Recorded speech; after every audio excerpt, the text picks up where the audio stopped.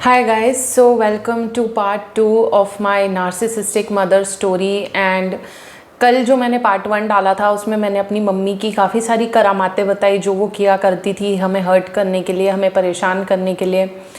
And to be very honest, जब मैंने उन चीज़ों के बारे में बात की ना, उसके बाद पूरा दिन I was so sad, I am still so sad, क्योंकि जब भी मैं वो मेमोरीज़ के बारे में बात करती हूँ ना, आई रीविजिट दोज फीलिंग्स जो मैं तब फील कर रही थी। उससे मैं बहुत ज़्यादा लो फील करने लगी and I am still feeling so low. इसीलिए मैं ना थोड़ा मेकअप वेकअप करके आई कि मुझे थोड़ा बेटर लगे, but I am kind of really sad right now. मुझे बहुत ज़्यादा बुरा लगा कि मेरी खुद की माँ ने मेरा नर्वस सिस्टम इतना फ्राई कर दिया है कि मुझे एंग्जाइटी होती है, मुझे ओसीडी है, मुझे स्लीप इश्यूज़ है, मुझे डिप्रेशन हो जाता है time to time and I just feel like I never deserved that. किसी और की हरकतें, किसी और ने जो चीज़ें की हैं उसकी वजह से I am suffering through so much and वो पर्सन जिसने वो सब किया है वो आराम से अपनी लाइफ जी रही है। It just seems very unfair कि उसने तो चीज़ें कर दी बट मैं अपनी पूरी ज़िंदगी उससे हील करने में बिता दूँगी। It seems really unfair to me. I'm sorry that I just broke down starting में, but yeah, let's get into the story. So मेरी मम्मी की बहुत सारी हरकतें मैंने आपको बताई जो वो किया करती थी। एंड नार्सिसिस्ट ना एक चीज़ और करते हैं विच इज़ वेरी वियर्ड, वो ये है कि वो आपको आराम नहीं करने देते। तो मेरी मम्मी मुझे कभी सोने ही नहीं देती थी। मतलब वो आवाज़ें करेगी, पंखा बंद कर देगी, मतलब झाड़ू लगाने आएगी, पंखा बंद करेगी और फिर वो चालू ही नहीं करेगी जानबूझ के, या आवाज़ें करेगी जब मैं सो रही होंगी। तो वो ये चीज़ें बहुत करती थी मेरे साथ, खास करके जैसे मैं बहुत ज़्यादा थक जाती थी पूरा हफ्ता जब मैं स्कूल अटेंड करती थी, क्योंकि मैं होमवर्क ये वो करके मतलब मैं पूरा हफ्ता बहुत थक जाती थी। तो मेरा मन करता था कि मैं संडे को बहुत लेट उठूँ, कम से कम 10-11 बजे उठूँ, क्योंकि मुझे एक ही दिन तो आराम का मिलता था स्कूल टाइम पे। तो मेरी मम्मी ये करती थी कि मुझे वो सोने नहीं देगी। इट्स लाइक कि नार्सिसिस्ट अगर आपके आसपास हैं तो आपको हक ही नहीं आराम करने का। ऑल्सो जो नार्सिसिस्ट लोग होते हैं ना, या तो वो बहुत ज़्यादा नीट फ्रीक होते हैं, यानी कि बहुत ज़्यादा क्लेनलीनेस फ्रीक होते हैं, या तो वो बहुत ज़्यादा अनहाइजीनिक होते हैं। ठीक है, या तो ये होगा या ये होगा, एक्सट्रीम पे वो हमेशा होते हैं। तो मेरी मम्मी का ऐसा था कि वो अनहाइजीनिक है, बहुत ज़्यादा अनहाइजीनिक, मतलब हद से ज़्यादा। वो वॉशरूम जाएगी, सूसू करने जाएगी, कहीं भी जाएगी, वो हाथ भी नहीं धोएगी और वो आटा मारने लगेगी, खाना बनाने लगेगी, किचन गंदा रखना, घर गंदा रखना। मतलब उनको बहुत बोल बोल के मेरी दादी करवाती थी कि ये साफ़ कर, ये कितना गंदा लग रहा है। इवन बेचारी मेरी दादी साफ़ करने लगती थी कि ये नहीं कर रही तो मैं कर देती हूँ। तो मम्मी ने मेरी कभी हाइजीन रखी ही नहीं। इनफैक्ट मतलब इतनी गंदे हद तक उनकी हाइजीन गंदी थी कि वो अपना जो पैड है खून से भरा हुआ, लिटरली यूज्ड पैड, वो बाथरूम में ऐसे ही खुला छोड़ देती थी। लिटरली मतलब या तो फिर मेरे पापा देखेंगे तो वो फेंकेंगे, या मैं फेंकूंगी, या मेरी दादी फेंकेगी। इतनी गंदी मेरी मम्मी है। मतलब वो पड़ा रहेगा पैड वहां पे, बदबू मारता रहेगा, उस पर कीड़े छोटे छोटे आके भिन भिना रहे, मेरी मम्मी को कोई फर्क नहीं पड़ता, पैड निकाल के वो रख देती हमेशा। तो she was that unhygienic, she is that unhygienic. तो उनके हाथ का खाना खाना भी मतलब ऐसा लगता था कि हम क्या ही खा रहे हैं पता नहीं। और मेरी मम्मी के अनहाइजीनिक बिहेवियर की वजह से क्या हुआ कि मुझे ओसीडी हो गया, क्योंकि मुझे हमेशा से ये था कि भाई ये क्लीनिंग नहीं कर रही तो मैं क्लीनिंग करती हूँ। तो मैं बहुत ज़्यादा क्लीनिंग करने लगी, मैं अपना खाना खुद बनाने लगी। फिर एक टाइम के बाद मैं सबका खाना मैं ही बनाने लगी कि मैं एटलीस्ट साफ़ सुथरा बनाऊंगी। और मेरी मम्मी जो है वो बर्तन जैसे अगर धोती थी तो बर्तन में खाना चिपका रहेगा, बदबू मारेगा, वो अच्छे से बर्तन भी नहीं धोती थी। तो मेरी मम्मी के धोए हुए बर्तन मैं वापस धोती थी कि ये अच्छे से क्लीन हो जाए। तो ये सब करते करते मेरा ओसीडी बिल्ड हो गया मेरी मम्मी की वजह से, कि वो क्लेanलीनेस नहीं रख रही, वो इस चीज़ का ध्यान नहीं रख रही तो मैं रखती हूँ। और फिर मेरा ओसीडी बहुत ज़्यादा खराब हो गया। मतलब लॉकडाउन के टाइम पे मेरा ओसीडी बहुत ज़्यादा बुरा हो गया था। ओनली आई नो कि मैंने उससे कैसे डील किया है, यू नो। ऑल्सो गाइज, मेरी मम्मी की बहुत ज़्यादा आदत है चोरी करने की, एंड चोरी उन्होंने काफ़ी बारी की है एंड उनको गिल्टी फील नहीं होती चोरी करके। मतलब वो हमेशा ब्लेम किसी और पे डालती है उस चीज़ का। जैसे मैं आपको एग्जांपल देती हूँ। एक बार मेरी मम्मी कहीं बाहर गई थी, मंदिर वंदिर, फिर घर पे सिर्फ मैं और मेरा भाई थे। मेरा भाई भी बहुत छोटा था, मैं खुद भी बहुत छोटी थी, मैं स्कूल में थी। तो एकदम से मेरी मम्मी आई और भड़बड़ भड़बड़ भड़बड़ गेट खड़काने लगी जोर जोर से। तो मैंने कहा मम्मी तू शांति से भी तो गेट बजा सकती है, तो इतनी जोर जोर से क्यों गेट खड़का रही है। तो मेरी मम्मी कहती नहीं नहीं जल्दी खोल गोलू, जल्दी गेट खोल। तो मैंने गेट खोला और वो अंदर आई। तो मैंने कहा हो क्या गया है, पीछे कोई पड़ा है, कोई स्टॉकर आ गया, क्या हो गया आपके साथ? तो मुझे कहती कि यहाँ पे जो किराने वाले की दुकान है ना, वहाँ से देख मैं ये ड्राई फ्रूट चुरा के लाई हूँ। उन्होंने पर्स में से 2-3 पैकेट निकाले एंड शी वाज लाइक कि मुझे लगता है कि उसको पता चल गया तो वो मेरे पीछे ना आ जाए कहीं। अब इमेजिन, जिस इंसान से हम हमेशा किराने का सामान लेते हैं, उससे वो चुरा करके ये 3 पैकेट लेके आई है। डेफिनेटली उसने देख लिया था और फिर बाद में उसने पापा से बोला कि भैया आपकी वाइफ लेके गई थी, आप दे देना पैसे तीनों ड्राई फ्रूट के पैकेट के। तो मेरी मम्मी ऐसी हरकतें करती है। मेरी मम्मी को मैंने उस दिन भी बहुत डांटा कि मम्मी तू ऐसी हरकतें क्यों करती है, तू क्यों ऐसे ड्राई फ्रूट चुरा के लेके आई? तो वो मुझे कहती है कि मैं तुम दोनों के लिए लेके आई हूँ, मैं तुम दोनों के लिए लेके आई हूँ, मैं तुम्हारे लिए लाई हूँ। So she basically shifts the blame ताकि उसे खुद गिल्टी फील ना हो और सामने वाले को गिल्टी फील हो कि हाय इसने मेरे लिए ये किया। तो वो ऐसी चीजें करती है। फिर हमारे घर के वहां पे मॉल खुला है, ठीक है, और मेरी मम्मी की आदत पड़ गई वहां पे जाके क्रीम, डिओड्रेंट ये सब चुराने की। तो मेरी मम्मी चुरा चुरा के चीजें लेके आती थी और हमें देती थी, तो और वो खुद भी यूज करती थी। तो उसका बेसिकली उस टाइम पे भी यही था कि मैं तो तुम्हारे लिए चुरा रही हूँ, जबकि हम तो नहीं तुम्हें बोल रहे चुराने का, तुम क्यों चुरा रही हो, हम रह लेंगे क्रीम के बिना, डिओड्रेंट के बिना, ऐसे चुराने की क्या जरूरत है। बट उनको मजा आता है। I think she is a kleptomaniac, ऐसे ही बोलते हैं ना, आई थिंक क्लेप्टोमेनियाक, हाँ ऐसे ही कुछ बोलते हैं। तो बेसिकली उन्हें चोरी करना पसंद है, बट वो ब्लेम हमेशा दूसरों पे डालती है। तो उस मॉल से उनकी बहुत आदत बन गई थी चोरी करने की। तो वो वहां से क्रीम, कपड़े, पाउडर जो मिल रहा है वो चोरी करती थी और उन्हें इतना मजा आ रहा था क्योंकि वो पकड़ी नहीं जाती थी कभी। फिर एक दिन मैं और मम्मी गए उस मॉल में और मेरी मम्मी ने ना बहुत सारी चीजें चुराई हमेशा की तरह। And I was really scared that day for some reason, I don't know, मेरा इंट्यूशन बोल रहा था या क्या, बट मैं मम्मी को कह रही थी कि मम्मी आज रहने देते हैं ना, अपने पास ऑलरेडी बहुत सारी चीजें घर पे पड़ी हुई है, ऐसा तो कुछ है ही नहीं कि हमारे पास जो नहीं है, तो आप आज का दिन मत करो। तो कहती नहीं नहीं, तू ऐसे नाना नाना करके टोक मत लगा, फालतू नजर मत लगा, तू चुपचाप मुझे लेने दे जो मैं ले रही हूँ। तो मैंने कहा ठीक है। तो मम्मी ने बहुत सारी चीजें ली, उसमें से एक फेस वॉश भी था। तो मम्मी जो भी चीजें चुराती थी ना उस पे से वो हटा देती थी, जो उस पे लगा होता है ना जिससे वो स्कैन करते हैं बेसिकली। लेकिन एक फेस वॉश पे से मेरी मम्मी वो हटाना भूल गई। तो जैसे ही हम निकलने लगे उस मॉल से, वो बजने लगा, उनका टूणू टूणू टूणू बजने लगा कि ये तो कुछ चोरी करके जा रही है। और फिर उन लोगों ने मेरी मम्मी का पूरा बैग वैग सब खाली करवाया और उसमें से चीजें निकलने लगी धमाधम। अब लकीली क्या हुआ कि मैं मेरी मम्मी से थोड़ी दूर थी, तो किसी ने मुझ पे ध्यान नहीं दिया क्योंकि मैंने तो कुछ चोरी किया नहीं था। तो मैं दूर थी, तो मैं तो निकल गई उस मॉल से। मैंने कहा मेरी भी इज्जत का कचरा हो जाएगा, मेरे को नहीं ऐसे पकड़ा जाना, क्योंकि this was never my idea. मैं तो और मम्मी को कह रही थी कि ये चीज नहीं करनी चाहिए। तो मैं तो वहां से निकल गई और मैंने रास्ते में से ही पापा को फोन करा कि पापा ऐसा ऐसा हो गया, इन लोगों ने तो मम्मी को पकड़ लिया है। तो पापा बेचारे मेरे वहां पे गए, उन्होंने सॉरी बोला उन लोगों को और जो भी चीजें थी उसके लिए पे किया एंड देन इज्जत से मेरी मम्मी को वो लेके आए। मेरे पापा फिर भी इतने अच्छे हैं, वरना कोई और होता तो बोलता कि भाई तूने हरकत करी है, तू ही डील कर उस चीज से। तो बट मेरे पापा ने बहुत अच्छे से उस चीज को डील किया। तो मेरी मम्मी उस टाइम तो थोड़ी डर गई थी और फिर है ना, मैंने क्या करा, मैंने पापा को बोला कि पापा इसके घर पे मम्मी के बता दो कि ऐसी ऐसी हरकतें करती है, ताकि इसके भाई बहन इसको थोड़ा समझाए कि ये ना करे ऐसा सब, यू नो। तो पापा ने फोन किया मम्मी के मायके पे एंड उनको बताई सारी चीजें। तो वो लोग भी कह रहे कि मत किया कर ऐसे, चोरी वोरी अच्छा नहीं लगता, इज्जत क्यों खराब कर रही है, ऐसा वैसा। तो मेरी मम्मी कहती कि ठीक है अब मैं चोरी नहीं करूंगी। फिर थोड़े टाइम तक मेरी मम्मी ठीक रही। फिर उन्होंने क्या शुरू किया कि जिस स्कूल में वो पढ़ाती थी ना, उसमें ही चोरी करनी शुरू कर दी। तो वहां से बहुत सारी books, copy, pen, pencil, colour, rubber, जो मिला वो लेके आती गई। और उसने क्या किया, मेरी मम्मी का जो पलंग है ना उसमें पेटी है अंदर, ठीक है, मतलब स्टोरेज है, वो पूरा स्टोरेज उसने स्कूल के चोरी करे हुए आइटम से भर दिया। इतनी चीजें चुरा के लेके आई। एंड वो हमेशा ऐसे कहती थी कि ये मैं रद्दी में दे दूंगी तो पैसे आ जाएंगे, ये ऐसे कर दूंगी तो पैसे आ जाएंगे। पर वो कभी भी रद्दी वाले को भी वो बेचती नहीं थी चीजें, वो जमा करे जा रही थी वो चीजें, बिकॉज मे बी उसे अच्छा लगता था चोरी करना ना, तो उसको वो अच्छी लगती थी चीजें जमा करनी। तो मुझे ये चीज बहुत अजीब लगती थी कि क्यों कहीं का कबाड़ा लेके आ रहे हो आप अपने घर में, कितना क्लटर क्रिएट होता है। और मैं, दादी, पापा सब मना करते थे उनको कि मत ये हरकत करो, पर वो समझती ही नहीं थी। और ये उसी स्कूल की मैं बात कर रही हूँ जहाँ पे वो कहती थी कि मुझे यहाँ का प्रिंसिपल होना चाहिए एंड ऑल। तो भाई वो स्कूल वाले तुम्हें इतना अच्छा पैसा दे रहे हैं, तुम्हें इज्जत दे रहे हैं, सब चीज दे रहे हैं, और तुम वहीं पे चोरी कर रहे हो। She is that pathetic guys.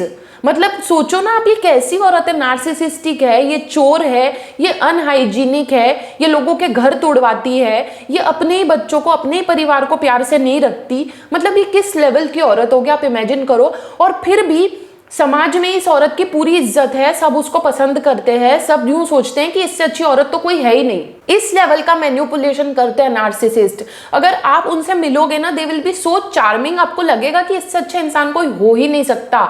Even मेरे को लगता है कि एक वीडियो में मैं अपनी मम्मी को लेके आ जाऊं ना, आप लोग मुझे बोलो अकीरा तू क्या बोलती रहती है, आंटी तो बहुत अमेजिंग है। So she is that kind of a person, she can manipulate anyone. मैं बोल रही हूं ना कि आज की तारीख में वो मुझे भी मैनिपुलेट कर सकती है अभी भी, जबकि मैं इतनी अवेयर हूं फिर भी, बिकॉज शी नोज कि कौन सी नस दबानी है। Exactly, she is very calculative, और वो ना चीजें अपने अंदर रखती है और फिर उस तरीके से बदला लेती है वो धीरे धीरे।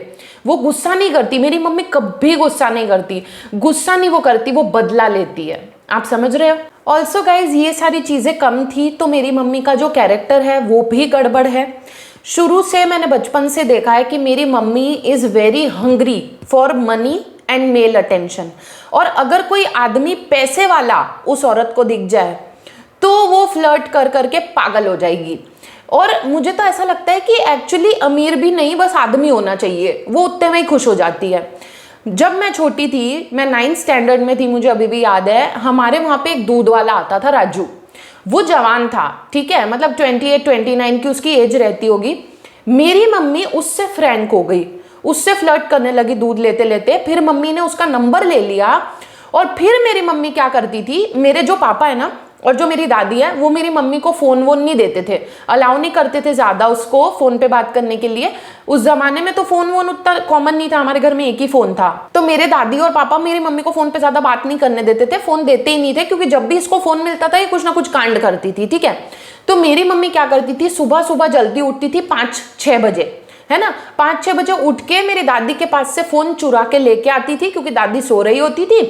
फिर उस फोन से वो फोन लगाती थी राजू को और राजू से 1 घंटा सुबह सुबह बात करती थी और उसको बताती थी कि हमारे घर में क्या कलेश चल रहे हैं, क्या हो रहा है क्या नहीं हो रहा है, सब कुछ राजू को बताती थी। And I used to see all that as a kid. मतलब मैं सुबह उठी हूँ स्कूल के लिए और मैं देख रही हूँ कि मेरी माँ फोन पे बातें कर रही है कोने में घुस के राजू से, और उसे सारा अपना दुखड़ा सुना रही है। और मैं कहती थी मम्मी ये करके क्या मिल रहा है, क्यों कर रहे हो आप ये। तो राजू के साथ मेरी मम्मी बातें करती थी। फिर एक और अमीर आदमी मेरी मम्मी को पता नहीं कहाँ से मिल गया था या क्या था, उससे मेरी मम्मी बात करने लगी थी एंड उसको भी सब बताती थी, उससे फ्लर्ट करती थी। एंड वन डे मैं सो रही थी और मेरी मम्मी उस आदमी से बात कर रही थी, तो मेरी मम्मी को लगा कि मैं सो रही हूँ तो मैं सुन नहीं रही होंगी कि क्या बात हो रही है। एंड मुझे बताते हुए भी शर्म आ रही है, but guys she was asking about his size, if you know what I mean. So that day I lost respect for that woman कि मतलब क्या बातें कर रहे हो यार, क्या बातें कर रहे हो, आप शादीशुदा हो, आपके बच्चे हैं and you are doing this. उसके बाद जब मैं कॉलेज गई, है ना, मैं कॉलेज से तो वापस आ गई थी ड्रॉप लेके, बिकॉज वहाँ पे प्रॉब्लम हो गई थी मुझे, वो हॉन्टेड था कॉलेज भी और दूसरी भी और चीज़ें हो गई थी।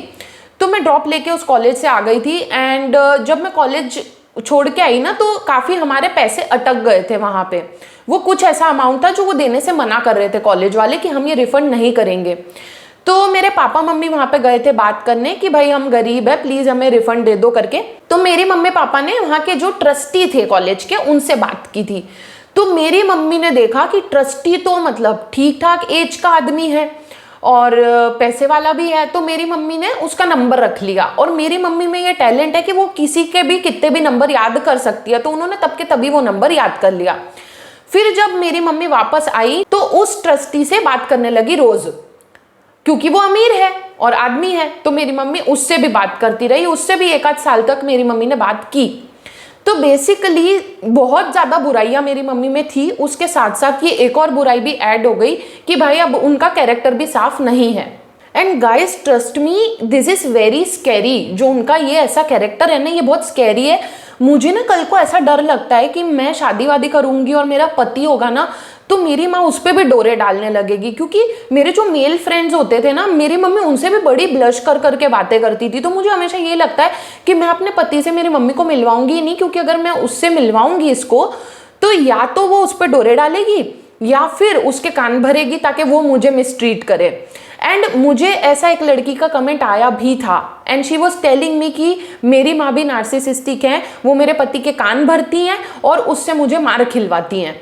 सो इस टाइप की स्कैरी होते हैं नार्सिसिस्ट कि जब तक आप उनके चुंगल में हो तब तक तो वो आपको दुखी करेंगे ही, लेकिन जब आप उनके चुंगल से निकल भी जाते हो ना तब भी वो आपको दुखी करने की पूरी कोशिश करते हैं। जैसे मेरी मम्मी अभी भी मुझे दुखी करने की पूरी कोशिश कर रही है और आज उन्हीं की वजह से मेरा भाई मेरे साथ नहीं रहता, वो मुझे छोड़ के चला गया और मेरे पापा और दादी भी मुझसे सीधे मुंह बात नहीं करते हैं। एंड मुझे एक चीज़ सबसे ज़्यादा सैड लगती है कि मेरी मम्मी के लिए मैंने बहुत किया है, मतलब मेरी ज़िंदगी में मैंने बहुत दिया है मेरी मम्मी को, निस्वार्थ भाव से दिया है। और ऐसा नहीं है, मेरी दादी पापा भाई सब ने उसके लिए कुछ ना कुछ अच्छा किया होगा मेरी मम्मी के लिए, लेकिन मेरी मम्मी के लिए उसके सिबलिंग्स ही सबसे अच्छे हैं। आई डोंट नो वाई।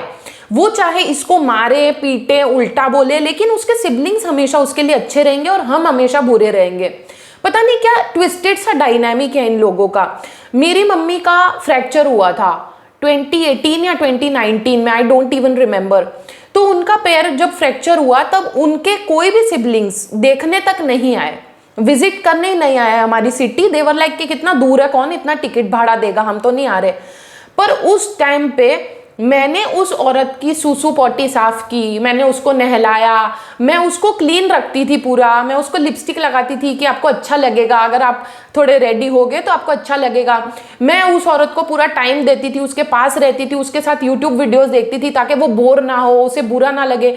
आप इमेजिन करो, मैं उठी हूँ नींद से, उठते ही मैं उस औरत की सूसू पॉटी साफ कर रही हूँ, उठते ही मैं वो नज़ारा देख रही हूँ, पर मैंने एक बार भी कंप्लेंट नहीं की। मैंने इतनी सेवा करी उस औरत की, but she still just never is grateful about that. उसको वो याद ही नहीं आता जो अच्छी चीज़ें मैंने की है। गलतियां मैंने कर दी होंगी एक दो, वो पकड़ के बैठी हुई है कि ये खराब लड़की है। सबसे ज़्यादा नफरत तो उस औरत को मुझसे इसीलिए है क्योंकि जब भी इसके एक्स्ट्रा मैरिटल अफेयर या ये सब चीज़ें ये करती है तो मैं इसको एक्सपोज कर देती हूँ। That's why she hates me. दूसरा, मैं इसको क्लीन रहने का बोलती हूँ, हाइजीनिक रहने का बोलती हूँ, मैं इसको टोकती हूँ जब ये गंदी हरकतें करती है, तो इसीलिए शी हेट्स मी। और बाय द वे गाइस, मेरी मम्मी जो वो राजू दूध वाले से बात करती थी ना, तो वो मुझे और मेरे भाई को एक दिन कहती कि यार ये जो लड़का है ना राजू दूध वाला, तुम्हें शाहिद कपूर जैसा नहीं लगता? शाहिद कपूर के इतने बुरे दिन आ गए हैं क्या कि दूध वाले से उसका कंपैरिजन होगा? एंड वो इतना गंदा लगता था वो राजू, मतलब क्या उसको, मेरी मम्मी को वो शाहिद कपूर लग रहा है, बताओ। मतलब इंसान प्यार में अंधा हो जाता है शायद। सो वॉट एवर गाइज, अब मैं आती हूँ मेरी मम्मी की फैमिली पे एंड मैं बताती हूँ आपको थोड़ा बहुत उनके बारे में भी। तो बेसिकली जब मैं अपनी नानी के यहाँ जब भी जाती थी ना, तो वहाँ पे मेरी सारी मौसियाँ, उनके बच्चे, मेरे मामा सब रहते थे। आप इमेजिन करो इतने सारे लोग एक घर में, और ऐसा एकदम मच्छी बाजार जैसा हो जाता था। आवाजें हो रही हैं, चिल्लाना हो रहा है, लड़ाइयाँ भी होती थी, सब चीज़ होती थी। और मेरी जो नानी का घर था ना, वो एकदम टिपिकल ओल्ड स्कूल घर, जिसमें है ना वो लोहे की कुंडियाँ हैं, सड़े हुए गेट्स हैं, मतलब एकदम गाँव का घर तो ऐसा ही होता है ना, गाँव का घर था वो टिपिकल। तो वहाँ पे जाओ तो ना वहाँ पे एसी, ना वहाँ पे कूलर, मेरे घर पे तो कूलर वूलर सब था। तो जब हम वहाँ पे जाते थे ना, बेसिकली हम बहुत ज़्यादा हैरान होते थे गर्मी में, ना हमको अच्छे से ट्रीट किया जाता था। खासकर मुझे तो बिल्कुल भी अच्छे से ट्रीट नहीं किया जाता था। सबका ऐसा था कि देखो, मेरी मम्मी सबसे बड़ी बहन है, तो मैं सबसे बड़ी बच्ची थी सारे बच्चों में। तो जब मैं छोटी थी तो बाकी सारे बच्चे पैदा नहीं हुए थे, बाकी सारी मौसियों के बच्चे, तो मैं अकेली थी। तो जब मैं छोटी थी ना, तब ये लोग मुझे काम ही बताते रहते थे कि गोलू ये कर दे, ये कर दे, ये ला दे, वो ला दे, लाइट बंद कर दे, चम्मच दे दे, ये दे दे, वो दे दे, पोछा लगा दे, झाड़ू लगा दे। इस टाइप से मेरे को काम ही बताते रहते थे वो लोग जब भी मैं अपनी नानी के यहाँ जाती थी। और मेरी नानी का ऐसा था कि यहाँ पे आए हो तो काम करो, तुमको फ्री में खाना नहीं मिलेगा, क्योंकि हमारा राशन तो खराब हो रहा है, हमारा बिजली का बिल बढ़ रहा है तुम्हारे आने से, तो बदले में तुम्हें हमें कुछ देना पड़ेगा। तो वो काम ही बताते रहते थे मुझे सारे मिलके। और उनका ये था कि तू सबसे छोटी है ना, तू बच्ची है तो तू काम कर। तो मैं लिटरली जब भी वहां से आती थी, मैं काली होके आती थी, मैं डल होके आती थी, मेरा 5 किलो वजन कम हो जाता था हर बार। मैं सूखी लकड़ी बन के आती थी। तो एक बार मैंने मेरी दादी को बोला कि दादी यार, एक तो मैं मम्मी के बिना रह नहीं सकती, क्योंकि मैं तब छोटी थी। तो मैं दादी को कह रही कि मम्मी के बिना मैं रह नहीं पाती हूँ, इसलिए मजबूरी में मुझे वहां जाना पड़ता है और वहां पे मुझे काम करवाते हैं बहुत ज्यादा। तो मेरी दादी कहती कि अब वो तुझे काम बताए ना, तो तू उनको बोल देना कि हम यहाँ पे काम करने नहीं आते हैं। तो मैं इस बार गई एकदम जोश में, मैंने नानी को बोला, मैंने कहा नानी मैं यहाँ पे काम करने थोड़ी आई हूँ। तो नानी मुझे कह रही हाँ तुम तो काम बढ़ाने आते हो ना, तुम तो हमारे खर्चे बढ़ाने आते हो यहाँ पे। तो नानी use to treat me like that, सारे मुझे बहुत गंदा ट्रीटमेंट देते थे बेसिकली। और मेरी जो नानी है ना वो भी बहुत ही घटिया औरत है। एक तो वो दिखती भूतनी जैसी है सच में, मतलब she looks scary and she looks cunning and she looks evil. वो इतनी बुरी औरत है। उन्होंने एक बार क्या किया, उन्होंने ना इलीगली जो है इलेक्ट्रिसिटी का कनेक्शन ले रखा था। तो एक बार बिजली विभाग वाला कोई आदमी आया और उसने वो चीज पकड़ ली कि इन्होंने इलीगल ये ले रखा है कनेक्शन, क्योंकि इनका बिल विल आता नहीं है, इनको फ्री की ये इलेक्ट्रिसिटी ले रहे थे। तो वो जो बिजली विभाग वाला बंदा था उसने वो चीज पकड़ ली और वो आया और उन्होंने बोला मेरी नानी को कि आप ऐसे कर रहे हो, आपको ये सही करना पड़ेगा, ऐसे नहीं चलेगा और फाइन भी पे करना पड़ेगा आपको, ऐसा कुछ वो बोला। तो तब मेरी नानी जो थी ना वो घर पे अकेली थी। तो उन्होंने क्या किया, अपनी साड़ी का पल्लू गिरा दिया, अपने बूब्स वूब्स बाहर निकाल लिए और जोर जोर से चिल्लाने लगी कि ये जो आदमी है ये मुझसे जोर जबरदस्ती कर रहा है। अब उस जमाने में तो सिर्फ औरतों की सुनी जाती थी, तो सारे लोग आए, जो बिजली विभाग वाला था उसको खूब पीटा मारा और उस आदमी की बेचारे की जॉब चली गई, जिसके पास गवर्नमेंट जॉब थी, आप इमेजिन करो। और अब वो दर दर की ठोकरें खा रहा है इस औरत के झूठ की वजह से। तो इस प्रकार के झूठे और मक्कार लोग हैं ये सारे। अब मैं आपको बताती हूँ मेरी मम्मी की जो दूसरे नंबर की बहन है उसके बारे में। मतलब पहली तो मेरी मम्मी थी सिबलिंग में, सेकंड नंबर की जो उनकी बहन है उसका ये था कि उसके जो बच्चे थे दोनों, मतलब एक लड़का एक लड़की, they are very average looking. तो वो मुझसे और मेरे भाई से बहुत जलती थी। मेरा भाई तो खैर बहुत बाद में आया, वो मेरे से भी 7 साल छोटा है, पर मुझसे वो बहुत जलती थी कि ये अच्छी दिखती है बेसिकली। तो जलन और इनसिक्योरिटी के मारे she always use to hate me and वो पूरा पूरा मौका ढूंढती थी कि मैं कैसे गोलू को मारूं, कैसे गोलू को गाली दूं, कैसे गोलू को गाली खिलवाऊं, उसको कैसे बुरा दिखाऊं लोगों के सामने। मतलब imagine beefing with a child because of your own insecurities and jealousy. Imagine beefing with a child. I cannot imagine that. I cannot relate to that. I can never do that. उसके बाद वो मेरी beauty को ही मेरे against attack करने लगी। मतलब basically मेरी वो जो दूसरे नंबर की मौसी थी उन्होंने क्या किया था कि एक बंदे को अपना मुंह बोला भाई बनाया और फिर उसी के साथ भाग के शादी कर ली। तो फिर वो मेरी मम्मी को ऐसे बोलने लगी कि तेरी बेटी सुंदर है, देखना भाग ना जाए किसी के साथ, देखना ऐसे ना कर ले वैसे ना कर ले। तो मेरी मम्मी उस टाइम पे बोल सकती थी ना कि तू ये सब अपनी बेटी को बता, ये सब तू अपनी बेटी को सिखा, तू मेरी बेटी को क्यों बोल रही है? क्योंकि अगर कोई सबसे ज्यादा इन्फ्लुएंस हो सकता है तेरी करतूतों से तो वो तो तेरी बेटी है। तो अपनी बेटी को पहले तू संभाल, मेरी बेटी को तू क्यों बोल रही है? तो वो जब कैरेक्टर असैसिनेट करती रहती थी मेरी मौसी मुझे, मेरी मम्मी कभी कुछ नहीं बोलती थी उसको। That woman, my mom, never protected her children. उसको बस अपने भाई बहनों की नज़र में अच्छा बने रहना है। अगर वो हमारे लिए स्टैंड लेती तो वो बुरी बन जाती ना उनकी नज़र में, वो नहीं चाहती थी। इसीलिए she never protected us, she never took stand for us. और उसी चीज़ का फ़ायदा मेरे सारे मौसी और मामा ने उठाया और हमारे साथ बहुत गलत किया, स्पेशली मेरे साथ। जो थर्ड नंबर वाली बहन थी मेरी मम्मी की वो थोड़ी ठीक थी। मतलब वो मैन्युपुलेटिव है, वो कनिंग है, लेकिन एटलीस्ट वो मुझे डांटती मारती नहीं थी, तो मुझे ठीक लगती थी। फिर जो फोर्थ नंबर की बहन है मेरी मम्मी की वो भी बहुत सेल्फिश है, मैन्युपुलेटिव है, लेकिन वो भी ठीक थी मेरे साथ। आई थिंक फोर्थ नंबर वाली बहन ही सबसे ज़्यादा ठीक थी मेरे साथ। वो कहीं ना कहीं थोड़ा बहुत तो मुझे समझती थी एंड वो थोड़ी पढ़ी लिखी भी है ना, तो वो काइंड ऑफ उसका रैपो था मेरे साथ में। पर जो फिफ्थ नंबर की बहन है मेरी मम्मी की, उसने मेरा बहुत खून पिया, बहुत ज़्यादा गंदा मुझे ट्रीटमेंट दिया। उसने मुझे मेरी बॉडी को लेके इनसिक्योर किया कि तेरे बूब्स इतने बड़े हैं, तेरा एस इतना बड़ा है। मैं बहुत ज़्यादा जल्दी डेवलप हो गई थी बिकॉज ऑफ माई ट्रॉमा। तो वो मुझे शेम करती रहती थी कि तू अभी से कैसे इतनी ग्रोथ हो रही है तुझ में, ऐसा तू क्या कर रही है? क्या कर लेगी एक बच्ची यार, क्या ऐसा कर लेगी एक बच्ची कि वो जल्दी डेवलप होने लग जाए? समझ रहे हो ना आप? वो गलत वे में ही ले जाती थी उस चीज़ को। मुझे एक किस्सा अभी भी याद है कि एक दिन मेरी वो जो 5वें नंबर की मौसी थी वो मुझे कहती है कि तेरा ना फोटो शूट कराते हैं, हम फोटो खिंचवाते हैं तेरा, क्योंकि सारी जो दूसरी बहनें हैं ना उनके बच्चों के हमने फोटो शूट करे थे, तेरा रह गया है तो तेरा करते हैं। तो मैंने कहा कि ठीक है। तो कहती कि आज ही अपन चलेंगे। फिर उसने ना मुझे रेडी किया, मेरा मेकअप वेकअप किया और मुझे रेडी किया और हमको शाम को 5:30-6 बजे जाना था वहाँ पे फोटो खिंचाने। तो उसने जैसा मुझे रेडी किया मुझे वो बिल्कुल अच्छा नहीं लगा, क्योंकि उसने ना बहुत मैच्योर टाइप का मेकअप मेरा कर दिया था। डार्क लिपस्टिक, बहुत सारा कॉम्पैक्ट, पूरी वाइट कर दिया मुझे एंड ऑल। तो मुझे बहुत ज़्यादा मच्योर सा लग रहा था, तो मुझे मेकअप बिल्कुल अच्छा नहीं लगा मेरा। तो मैंने उसको बोला कि मेरा ना बिल्कुल भी मूड नहीं हो रहा है इस मेकअप के साथ जाने का, अपन एक काम करेंगे, कल अपन कोई अच्छा दूसरा मेकअप लुक करेंगे और कल फोटो खिंचा लेंगे। I don't know what happened to that woman इतने में, मतलब मैंने क्या बोला कि कल चलते हैं, उसमें वो पता नहीं क्या ऑफेंड हो गई गाइज, उसने मुझे एक तरफा मारना शुरू किया। जो चीज दिखी जैसी दिखी, हाथ पैर मुक्का लात, वो मारती गई और उसने मुझे फुटबॉल की तरह मारा है 10 मिनट तक। आप इमेजिन करो, और मैं छोटी थी यार, मैं 5th या 6th स्टैंडर्ड में थी, तो वो मुझे फुटबॉल की तरह मार रही है और मेरी मम्मी सामने खड़े खड़े देख रही है। फिर जब 10 मिनट हो गई, मैं बहुत ज्यादा रो रही थी और मैं जमीन पे ही गिर गई, एक चाटा ऐसा उसने मुझे मारा कि मैं जमीन पे गिर गई। तो जब मैं जमीन पे गिर गई तब मेरी मम्मी बोली कि बस अब मत मार, बस अब मत मार, और फिर वो रुकी।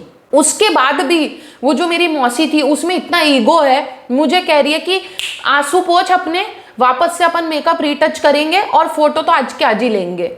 तो इतना रुलाने के बाद, इतना परेशान करने के बाद फाइनली हम गए और मैंने फोटो खिंचवाई लिया। मैंने कहा मेरे को और मार नहीं खानी, क्योंकि मेरी मम्मी तो मेरे लिए स्टैंड ले नहीं रही, तो अगर ये मारेगी भी तो मैं खुद को बचा ही नहीं पाऊंगी, क्योंकि मैं हूं तो बच्ची ना at the end of the day. But guys उसने ना मुझे अपसेट बहुत कर दिया था, मेरी मौसी ने उस दिन। एंड मेरा ना ऐसा है कि मैं श्राप दे देती हूँ, जब मैं बहुत ज्यादा परेशान होती हूँ ना तो मेरे मुंह से श्राप निकलते हैं। तो मैंने मेरी मौसी को श्राप दिए, और जो मैंने श्राप दिए थे वो एग्जैक्ट श्राप उसको लगे भी कुछ साल बाद। तो वो आज भी कहती है मेरी मम्मी को कि यार मुझे नहीं लेने चाहिए थे गोलू के श्राप, बिकॉज मेरी पूरी लाइफ खराब हो गई उसके श्राप लेकर के। लेकिन वो औरत सुधरी अभी भी नहीं है, वो अभी भी हरामी की हरामी ही है। अब हो गई मौसियों की बात, अब मैं आती हूँ मेरे मामा पे। तो मेरा जो सगा मामा है guys, he has harassed me sexually, yes. And जब उसने वो किया था, I was in 1st standard, and तब मुझ में इतनी हिम्मत नहीं थी कि मैं अपने घर वालों को कुछ भी बता पाऊँ। और मेरे घर वालों ने बहुत सारी हरकतों के थ्रू मुझे ये दिखा दिया था कि वो मेरे लिए कभी भी स्टैंड नहीं लेंगे। मेरे पापा इस मामले में बहुत ही, कहना नहीं चाहिए पर नामर्द किस्म के रहे हैं, क्योंकि मेरे साथ बहुत गलत चीज़ें हुई है मेरी लाइफ में, पर उस आदमी ने कभी भी अपनी मर्दानगी दिखाई नहीं, कभी मेरे लिए स्टैंड लिया नहीं।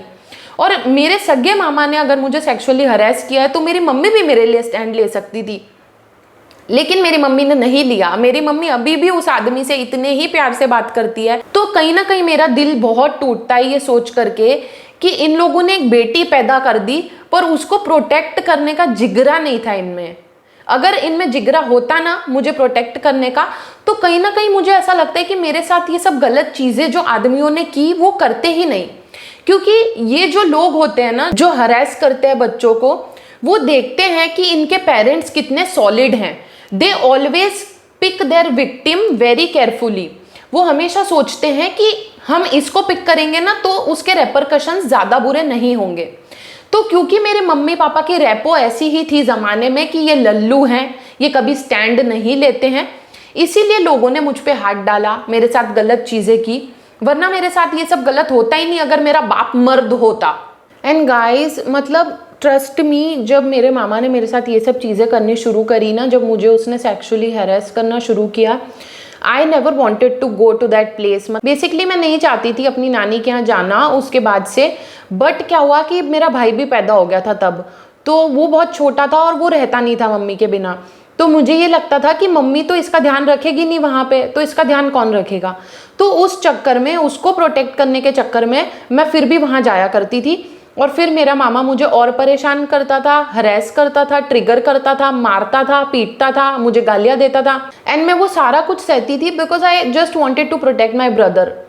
और मेरी मम्मी का एक अजीब सा ही रेपो है अपने सिबलिंग्स के साथ, क्योंकि वो कुछ भी उसके साथ गलत कर दे वो कभी उनको नहीं छोड़ती।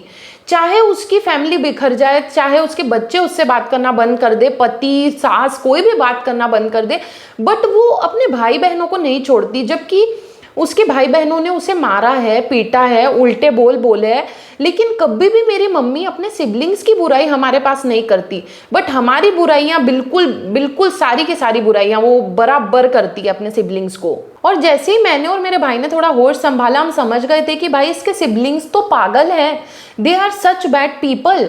तो we never wanted to be in contact with them, या हम नहीं चाहते थे हम किसी भी वे में उनसे कनेक्टेड रहें। बट मेरी मम्मी हमेशा हमें पुश करती रहती थी कि तुम बात करो, मामा मौसी से बात करो, कनेक्टेड रहो, ऐसा वैसा। बट हम नहीं चाहते थे। तो जब मेरे भाई ने और मैंने दोनों ने होश संभाल लिया, जब मेरा भाई भी रहना सीख गया मम्मी के बिना, तो हम दोनों ने वहाँ पे जाना ही बंद कर दिया।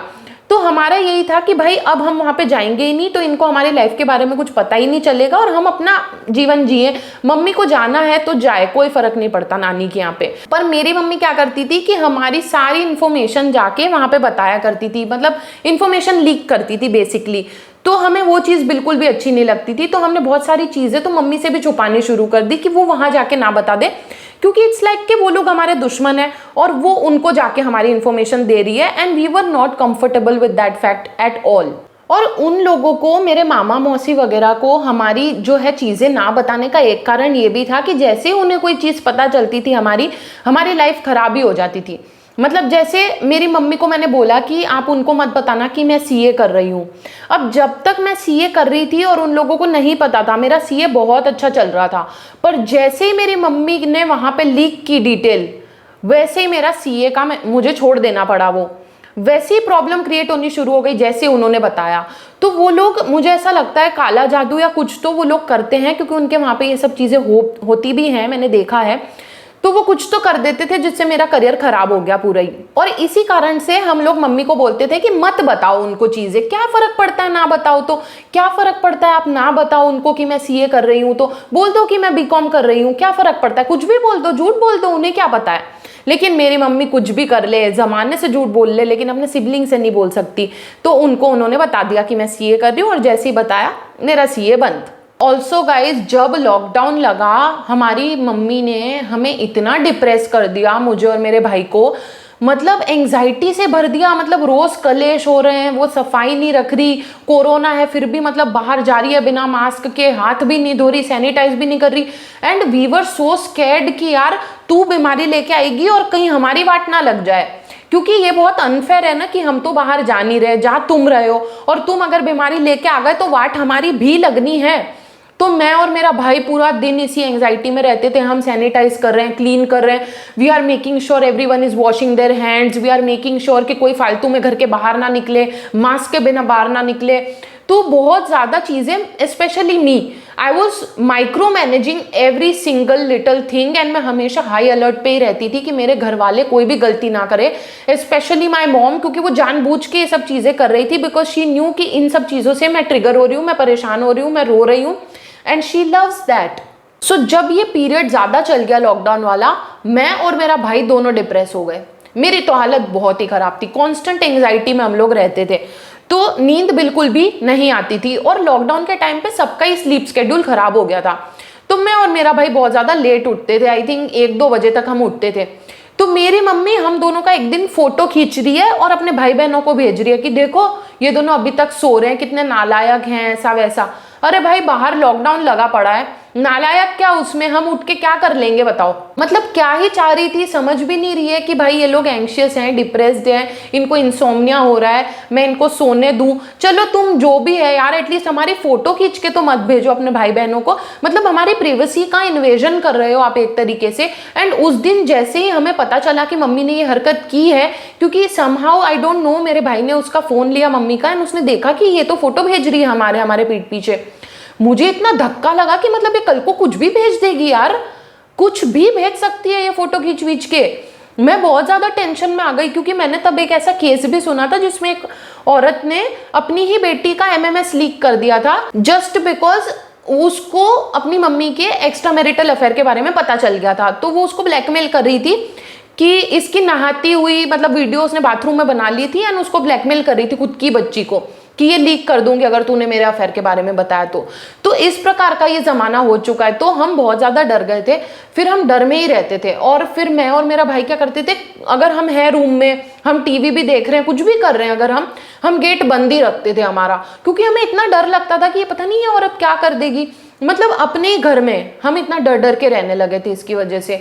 And it was, I don't no आप समझ पा रहे हो कि नहीं, बट मतलब बहुत गंदी सिचुएशन थी वो, ऐसे खुद के घर में डर डर के रहना। We were so hyper aware all the time, and मेरा जो नर्वस सिस्टम था वो हमेशा हाई अलर्ट पे ही रहता था कि कभी भी कुछ भी हो सकता है, वैसा वाला। और गाइस मैं एक और बात बता दूं कि मेरी मम्मी ना कभी जॉब नहीं किया करती थी, मतलब शी वॉज अ हाउसवाइफ जब तक भी मैंने 12th पास नहीं कर ली थी।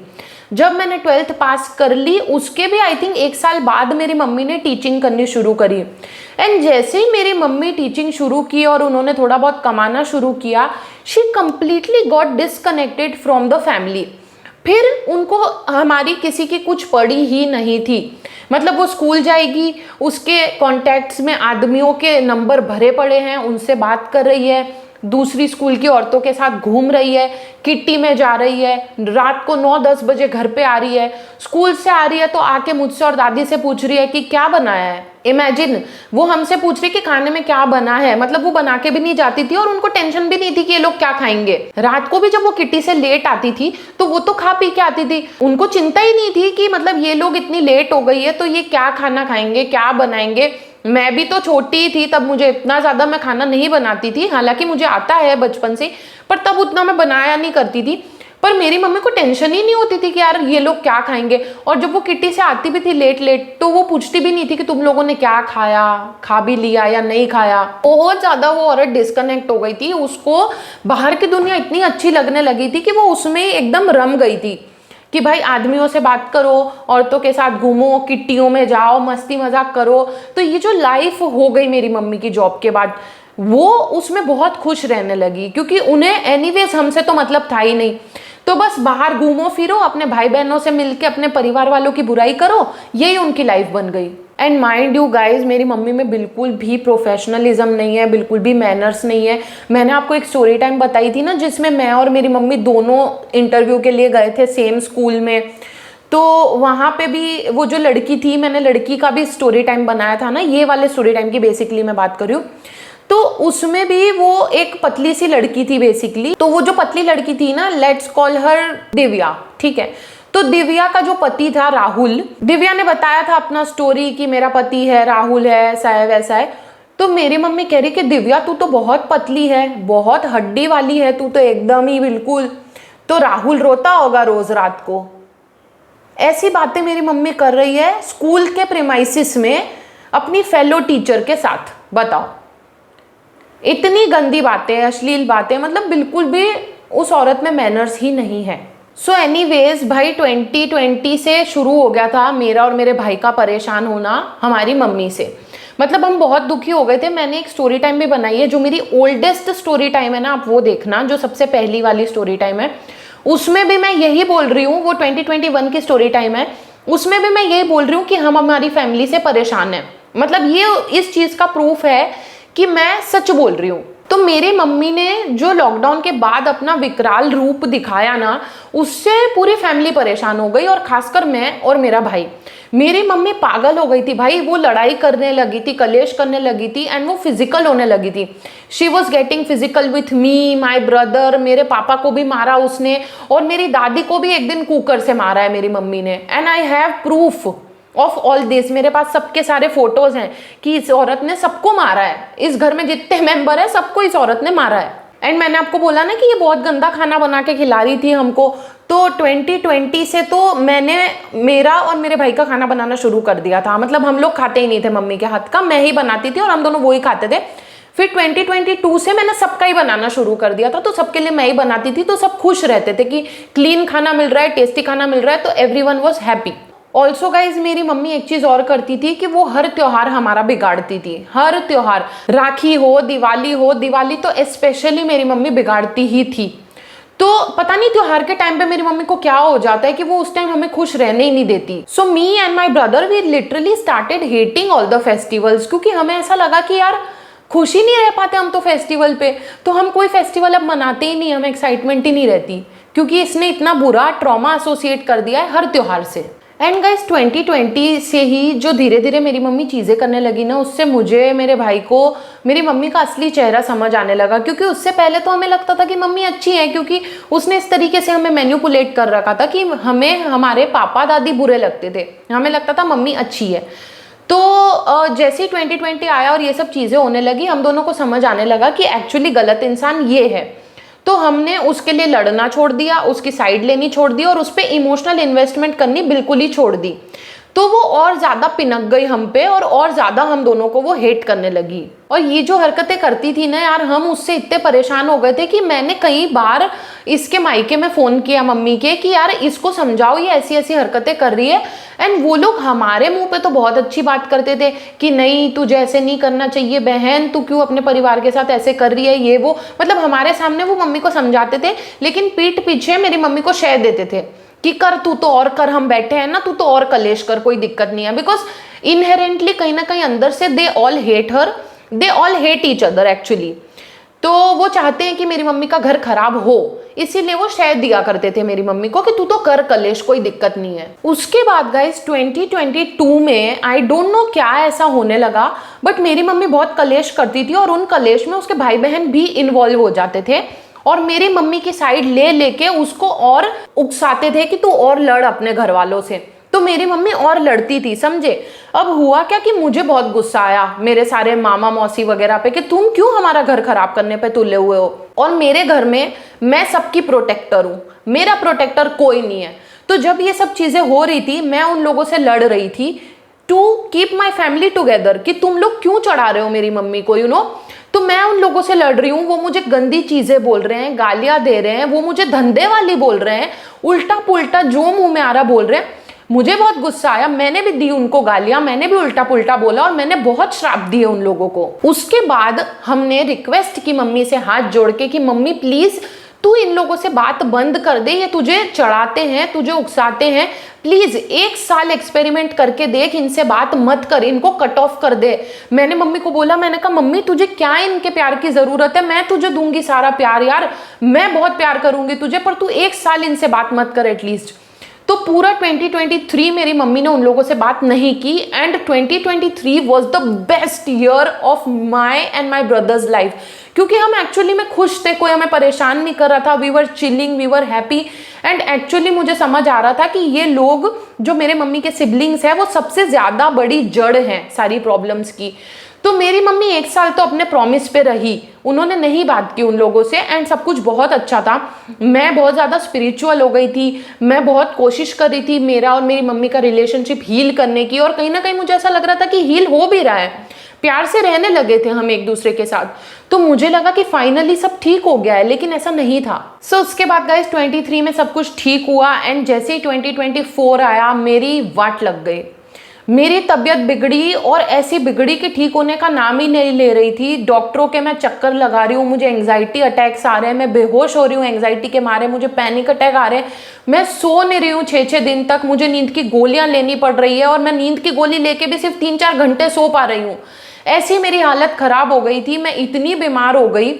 एंड एक दिन मुझे याद है मुझे नींद नहीं आ रही थी और मैं अपनी मम्मी के पास गई कि मम्मी प्लीज़ मुझे अपने हाथ पे सुला लो। एंड मेरी मम्मी मुझे कहती कि हट यहाँ से, मुझे कल स्कूल जाना है, मैं क्या तुझे सुलाती रहूंगी। Oh my God guys, that broke my heart. I was like मैं अपनी माँ के पास आई हूँ कंफर्ट फाइंड करने, बिकॉज मैं सो नहीं पा रही हूँ 6-6 दिन से। And she is telling me कि जा यहाँ से, मुझे कल स्कूल जाना है, वो भी इतने rudely. That just broke my heart. And पता नहीं, वो मेमोरी मेरे लिए बहुत पेनफुल है कि मतलब मैं इतने दर्द में हूँ और वो औरत मुझे हाथ पे भी नहीं सुला सकती। फिर भी मैंने वो चीज़ इग्नोर की क्योंकि मैं खुद इतने दुख दर्द में पेन में थी कि मैं ये सब चीज़ें कहाँ माइंड करती। तो मैं मम्मी की गलतियाँ भी इग्नोर कर रही थी। मुझे लगा छोड़ो यार, मैं तो खुद मरने की कगार पे हूँ, तो मैं क्या है इसको बोलूँ। मैंने मम्मी को कुछ भी नहीं बोला, मैंने अगले दिन बस उसको कन्फ्रंट किया था कि मम्मी तू मुझे ऐसा बोली, मुझे बहुत बुरा लगा। तो वो औरत कह रही कि मैंने तो ऐसा कुछ बोला ही नहीं, मुझे तो ऐसा याद ही नहीं कि मैंने ऐसा कुछ बोला। तो भाई गैस लाइट करने में, मैनिपुलेट करने में तो मेरी मम्मी का कोई जवाब ही नहीं, वो मान ही नहीं रही जब गलती, तो मैं और क्या बोलूँ। तो मैंने फिर कुछ बोला नहीं। फिर थोड़े दिन बाद मेरी मम्मी अचानक से हम लोगों के पास आती है और कहती है कि आज ना मेरे भाई बहनों का फ़ोन आया था और वो मुझे बुला रहे हैं वहाँ पे, मुझे मेरे मायके जाना है। तो बहुत ज़्यादा मतलब ऐसा था सिचुएशन कि मेरे घर वाले भी बहुत परेशान थे मेरी वजह से, मेरी तबीयत की वजह से। तो हम लोगों ने सबने मिलकर अलाउ कर दिया मम्मी को कि हाँ ठीक है आप जाओ।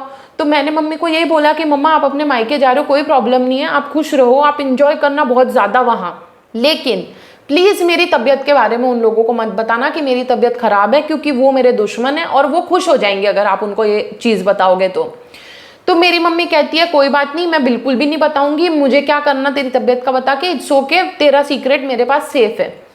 तो वो इतने कन्विक्शन के साथ बोली कि मुझे लगा ठीक है ये जा रही है लेकिन ये बताएगी नहीं उन लोगों को मेरी तबीयत के बारे में। बट जैसे ही वो गई, the first thing she did was मेरी तबीयत के बारे में बता दिया उन्होंने वहां पे जाके। और वहां पे रो के सिसक के बता रही है कि गोलू की तबीयत इतनी खराब है, ये है वो है। तो जब तुम्हें इतनी ही चिंता है गोलू की तबीयत की, तो उसको इतनी गंदी हालत में छोड़ के तुम अपने माइके घूमने के लिए क्यों गई हो? वो बेसिकली वहां पे घूमने के लिए गई थी, क्योंकि वो सब घूमने वाले थे, ट्रिप करने वाले थे एक अच्छी सी। तो तुम्हारी बेटी इतनी बीमार है, मरने की कगार पे, तो तुम वहां पे क्यों गई हो अगर तुम्हें इतनी चिंता है तो? अब क्या हुआ गाइस, इस चीज से मैं बहुत ज्यादा हर्ट हो गई कि यार मैंने मेरी मम्मी को बोला था मत बताना, फिर भी इसने बता दिया। मतलब एक बहुत ज्यादा ट्रस्ट शैटर करती है वो औरत, हर बार ट्रस्ट शैटर करती है। मुझे वही चीज से सबसे ज्यादा दुख होता है कि तू मेरा भरोसा क्यों तोड़ रही है, क्यों करना है तुझे ये। तो मैं बहुत रोई और फिर नॉर्मल हो गई, बिकॉज मैं अपनी तबीयत को लेके ज़्यादा टेंस थी। तो मैं ये चीज़ भूल ही गई, ये सब बैक उस पे चला गया था कि छोड़ो जो भी है देखा जाएगा। अब इस चीज़ को हो गए 20 दिन और मेरी मम्मी फिर से कहती है कि मेरे भाई का नया मकान बना है तो उसका गृह प्रवेश है, तो वहाँ पे मुझे जाना बहुत ज़रूरी है, क्योंकि एक पर्टिकुलर टाइप की पूजा होने वाली है जिसमें 5 बहनों को बैठना बहुत ज़रूरी है। अगर एक भी बहन नहीं बैठी तो वो पूजा अधूरी रहेगी। अब ये टाइम था दिवाली का टाइम और मेरी मम्मी को हर त्योहार खराब करना होता है। तो मेरी मम्मी ने जिद पकड़ ली कि मुझे वहां पे जाना है। अब मेरे को ये याद आ गया कि उसके भाई ने मेरे साथ सेक्सुअल हरेसमेंट किया है और मैंने अभी तक 2024 तक भी मेरे घर वालों को इस बारे में नहीं बताया था। लेकिन मुझे उस मोमेंट पे वो चीज़ याद आ गई, प्रॉबेबली बिकॉज मैं खुद इतनी परेशान थी, तो मुझे वो पेनफुल मेमोरी याद आ गई। एंड मेरे को किक आई अंदर से कि मैं नहीं चाहती कि मेरी मम्मी उस पूजा में जाए, क्योंकि मैं नहीं चाहती कि उस आदमी की पूजा सफल हो, क्योंकि उसने मेरे साथ गलत किया है। तो मैंने मेरी मम्मी को बोला कि मम्मा दिवाली का टाइम है, आपको नहीं जाना चाहिए, आप इस घर की लक्ष्मी हो, आप क्यों अपने घर को छोड़ के किसी और के घर की पूजा में जाना चाहती हो दिवाली पे? आप अपने घर में पूजा करो ना, हम अच्छे से सेलिब्रेट करेंगे। बट मेरी मम्मी माने ही ना। फिर मैं बहुत ज़्यादा ब्रेक डाउन हो गई। तो मेरे घर वाले कहते कि तू इतनी ब्रेक डाउन क्यों हो रही है, अगर उसे जाना है तो जाने दे। तो मैंने इन लोगों को बताया कि इसने मेरे साथ ऐसे ऐसे किया, सेक्सुअल हरेसमेंट किया, ये वो। किसी का कोई रिएक्शन ही नहीं निकला भाई, मेरे साथ इतना बुरा हो गया, कोई रिएक्ट ही नहीं कर रहा। सिर्फ मेरे भाई के अलावा किसी को फील ही नहीं हुआ मेरे लिए कुछ भी, ना उन्होंने मेरे लिए कोई स्टैंड लिया। मेरी मम्मी और मेरे पापा बस इतना बोले कि ओ तेरे साथ ऐसा हुआ था तो तूने पहले क्यों नहीं बताया। What do you mean पहले नहीं बताया? अब तो मैं बता रही हूँ ना, अभी क्या कर रहे हो तुम मेरे लिए? What are you doing right now? So इन लोगों ने मेरे लिए कोई स्टैंड तो नहीं लिया, लेकिन मेरी ये जिद थी कि मेरी मम्मी मेरे मामा के उस फंक्शन में ना जाए, क्योंकि I wanted to hurt him। मैं चाह रही थी कि उसकी पूजा सफल ना हो। I mean that's the least my mother can do for me, कि ना जाए उसके फंक्शन में। तो मेरी मम्मी मुझे कहती कि ठीक है बेटा, तू इतनी अपसेट हो रही है तो मैं नहीं जाऊंगी उसके फंक्शन में। एंड I was shocked कि मेरी मम्मी कैसे मान गई इतनी जल्दी। But I was happy also कि मेरी मम्मी मान गई, अब उसके फंक्शन में नहीं जा रही, आई एम हैप्पी। अब क्या हुआ, अगले दिन मेरी मम्मी गई स्कूल से आने का उनका टाइम था 3 बजे का, लेकिन 3:30 हो गई, 4 हो गई, 4:30 हो गई, 5 हो गई, 6 हो गई, मेरी मम्मी घर ही नहीं आई, शाम हो गई, 7 बज गई। तो हम बहुत ज़्यादा शॉक हो रहे कि ये अभी तक आई क्यों नहीं। तो हमने इसके स्कूल में फ़ोन किया कि छुट्टी वुट्टी हो गई, सारी टीचर्स छूट गई। तो बोले हाँ वो तो 3 बजे ही सबको घर भेज दिया था। तो हम सोच रहे कि ये अभी तक क्यों नहीं आई। हमारे दिमाग में कुछ क्लिक ही नहीं हो रहा था कि ये कहाँ गई या क्या हुआ। In fact I was really worried about her कि इस औरत ने कहीं कुछ कर तो नहीं लिया खुद को, ये सेफ है या नहीं। मुझे चिंता होने लगी उनकी, क्योंकि अचानक से कोई इंसान घर ही नहीं आ रहा तो आप क्या समझोगे कि उसके साथ कुछ हो गया या क्या। तो तो आई वॉज रियली वरीड। तो मैंने रोते रोते मेरे मामा को फ़ोन किया, हरामी को, एंड मैंने उसको बोला कि यार मम्मा ऐसे ऐसे नहीं आई है, तो आपको पता है क्या, उसने कुछ बताया है क्या, वो वहाँ आने के लिए निकली है क्या, क्योंकि ऐसा हो सकता है कि हमें ये बोला हो कि मैं नहीं जाऊँगी पर फिर भाग गई हो, क्योंकि ऐसे पहले भी एक बार भागी है मेरी मम्मी घर से, और वो भाग के चली जाती है अपने भाई बहनों के पास या कहीं भी, आई डोंट नो। तो मैंने मामा से पूछा तो वो कहता है कि नहीं नहीं मुझे तो कुछ भी नहीं पता है, एक काम करो तुम तो पुलिस रिपोर्ट करो कि ये घर पे नहीं आई। एंड आई एम लाइक कि कितना इजीली बोल रहा है कि पुलिस रिपोर्ट करो, क्योंकि इन लोगों के लिए ये बहुत नॉर्मल है। मेरी सेकंड नंबर की मौसी भी ये सब नाटक बहुत करती थी, वो अपने पति को घर बुलवाती थी अपने मायके, फिर मेरे मामा वामा सब मिलके उसको पीटते थे, उसको चाकू भी मारा इन लोगों ने मिलके, उसके बाल खींचे, उसको पटका है, उसको खून निकाला है बेचारे को। तो वो ये सब चीजें करती थी मेरी मौसी, कि जब भी अपने पति से उसकी लड़ाई होती थी ना तो वो पिटवाती थी उसके पति को, और फिर पुलिस केस करेगी, रिपोर्ट करेगी, सब चीज करेगी। तो इनके लिए ये सब बहुत नॉर्मल है, पर हमारे जैसे नॉर्मल सीधे साधे लोगों के लिए पुलिस के पास जाना मतलब एक बिग डील होती है ना। बट वो हरामी ने मुझे बोला कि तुम पुलिस रिपोर्ट करो, तो हमने कहा नहीं पुलिस रिपोर्ट तो नहीं करनी, देखते हैं क्या होता है। फिर जब रात के 11 साढ़े 11 हो गए ना, तो मैं और मेरे पापा मेरे मम्मी की एक बहुत अच्छी फ्रेंड थी स्कूल में, उसके घर पे गए और उससे पूछा मैंने रो रो के कि मैम प्लीज़ आप हमें बताओ ना कि हुआ क्या है। तो उन्होंने हमें बताया कि ये स्कूल के किसी सर जो थे, टीचर मतलब साथ वाले कॉलीग के पीछे बैठ के चली गई रेलवे स्टेशन, और ये निकल गई है अपने भाई बहनों के वहाँ जाने के लिए, ताकि मेरे मामा गुस्सा ना हो जाए, उनकी फैमिली टूट जाए, उनका घर बिखर जाए, उनके बच्चे उनसे बात ना करे, उससे मेरी मम्मी को कोई फर्क नहीं पड़ता, पर भाई गुस्सा नहीं होना चाहिए। भाई जो बहुत अच्छा है, जो हरेस करता है उसकी बेटी को, इतना प्यारा है वो, उसका जो है कोई भी उत्सव, कोई भी सेरेमोनी इनकम्प्लीट नहीं रहनी चाहिए, because he is such an amazing guy, है ना। एंड बाय द वे मेरे मामा को सब पता था कि मेरी मम्मी वहां जाने के लिए निकली है and everything, but he wanted to put us in that mess. वो चाहता था हम हैरान हो, हम परेशान हो, इसीलिए वो हमें ये सब कह रहा था कि आप तो करो, पुलिस रिपोर्ट करो, ये करो, नाम भी तो खराब होता है यार पुलिस के पास जाने से। वो यही सब चाहते हैं, यही सब नाटक चाहते हैं वो। अब इसके बाद मेरी मम्मी गई मेरे ठरकी मामा के वहाँ पे, अच्छे से सारी सेरेमोनी अटेंड की, अच्छे से सारा कुछ अटेंड करके फिर हमारे घर पे आई वापस, and she started acting like nothing had happened. मतलब ऐसे एक्ट करिए जैसे कुछ हुआ ही नहीं, एकदम नॉर्मल। तो मेरे घर में कोई उससे बात ही नहीं कर रहा था, सब उससे बहुत ज़्यादा गुस्सा थे। तो फिर पता नहीं क्या हुआ, आई थिंक बातों ही बातों में मेरे भाई ने मेरी मम्मी का फ़ोन चेक किया, क्योंकि हमें देखना था कि ये किसके साथ मिलके ऐसी सब प्लानिंग करके घर से भागी है, क्योंकि यार घर से भागना इज़ अ ह्यूज थिंग। तो मेरे भाई ने उसका फ़ोन चेक किया मेरी मम्मी का, तो हमने देखा कि वो किसी लड़के से बात कर रही है जो कि 35 ईयर का होगा, ठीक है, और उसको वीडियो कॉल कर रही है, उसे अपने वीडियोस भेज रही है, उसे किसिंग इमोजीज भेज रही है, उससे पैसे मांग रही है। इस टाइप की हमने चैट पकड़ी कि मतलब फ्लर्ट वगैरह प्रॉपर हो रहा है, वीडियो कॉल रेगुलर हो रहे हैं। तो मेरा भाई कहता है कि तू क्यों बात कर रही थी भाई इससे, मतलब तब सब थे वहाँ पे, दादी पापा भाई मैं। तो मेरा भाई उससे पूछता है कि मम्मी तू क्यों इससे बात कर रही थी, इस लड़के से, तुझे शर्म नहीं आती है क्या, इतनी बड़ी उम्र की होके तू ऐसे लड़कों से फ्लर्ट कर रही है। तो कहती वो तो मैं उससे गोलू के लिए बात कर रही थी, मैं सोच रही थी कि गोलू की उससे शादी करेंगे, उससे बात चलाएंगे गोलू की, इसीलिए मैं उससे बात कर रही थी। पहली बात तो 35 साल के ढांडे से तू मेरी बात चलाना चाहती है, और तू बात मेरी चलाना चाहती है, लेकिन तू क्यों फ्लर्ट कर रही है उससे। तो वो ऐसे ही करती थी, हमेशा ब्लेम शिफ्ट करना, यही मेरी मम्मी को आता है। तो जब उसने ऐसे झूठ बोला ना, वो भी मुझे लेकर के कि मैं इसके लिए कर रही थी, तो मुझे बहुत ज़्यादा गुस्सा आया। तो मैंने उस टाइम पे इतने साल बाद मेरे पापा को राजू दूध वाले वाली बात बताई, फिर वो जो आदमी से साइज की बात कर रही थी वो बताई, ऐसी सब चीज़ें जो भी मुझे मम्मी की पता थी कि ये इससे बात करती थी, वो जो ट्रस्टी था उससे बात करती थी, वो सब चीज़ें मैंने पापा को बताई। एंड मेरे पापा का कुछ खास रिएक्शन नहीं निकला, क्योंकि अगेन नामर्दी, you know, so he did not react that much, but my दादी, me and my brother, we were furious कि ये किस तरीके की औरत है यार, इसमें किसी के प्रति कुछ लॉयल्टी नाम की चीज ही नहीं है। So me and my brother, we had enough of her shit, and हमने अपने पेरेंट्स को बोल दिया, मतलब सॉरी दादी पापा को बोल दिया कि या तो ये औरत इस घर में रहेगी या हम रहेंगे, आप हमको निकाल दो, हमें कोई प्रॉब्लम नहीं है, वी विल सर्वाइव, हम जॉब ढूंढ लेंगे, कुछ भी कर लेंगे, बट हम निकल जाना चाहते हैं इस घर से, इस औरत के साथ हम नहीं रहना चाहते। पर मेरी जो दादी है ना, वो मेरे से और मेरे भाई से बहुत कनेक्टेड है, तो she could not let go of us. तो वो हमें कहती है दादी कि मतलब ये मेरा घर है, ये मेरे नाम पे है, तो आई विल डिसाइड कि यहाँ पे कौन रहेगा, एंड आई एम डिसाइडिंग कि तुम दोनों यहीं रहोगे मेरे पास, इस औरत को जाना है तो जाए। तो पापा ने मेरी मम्मी को हमारे घर के पास ही में एक घर ढूंढ दिया और मेरी मम्मी वहाँ पे रहने लगी।